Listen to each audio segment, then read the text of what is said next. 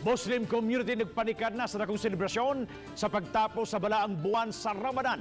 Apan gumikan sa hulga sa COVID-19, personal na lang kasaulogan ag sa mga panimay na lang yun nila pagahimoon ang maong selebrasyon.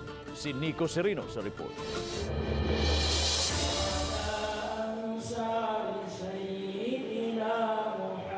Ika-29 kaadlaw karon sa balaan nga buwan sa Ramadan alang sa Muslim community. Karong gabi himuon ang moon sighting. Depende kung kanusa makita ang buwan, ugma o bakha sa Domingo sa ulugo nila ang Eid'l Fitr o breaking of the fast. Dakong selebrasyon kini alang kanila pagsaulog sa pagtapos na sa Ramadan, fasting ug sakripisyo.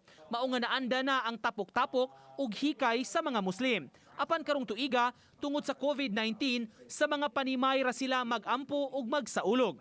Di sab sila magtapok-tapok.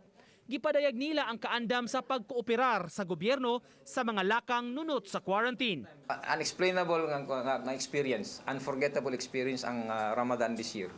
Yes, gisugo ta og ampo pero kung moabot sa punto nga nag-ampo ta o nya madisgrasya pud ta, so dili pud to pwede to ingon nato.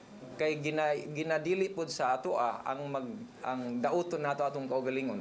Kung maghikay man hinuon ang mga pamilya, alang kini sa ilang konsumo o baka ipanghatag sa ubang nanginahanglan. Diya sa mga sa Mantoyong, among maluto diri sa mga luma basig na may mga andam nga matag na mo sir namon among hatag sa kada balay para di na sila magkunog gawas.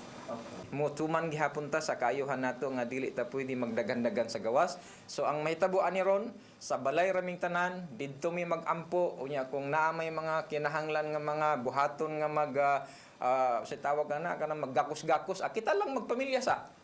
Atong dawaton ng kamatuoran nga kanung karong tuiga gisuway-suwayan ta sa Ginoo. Karong Lunes, gideklara sa Malacañang nga regular holiday sa tibok nasod gumikan sa kasaulugan sa Eid'l Fitr.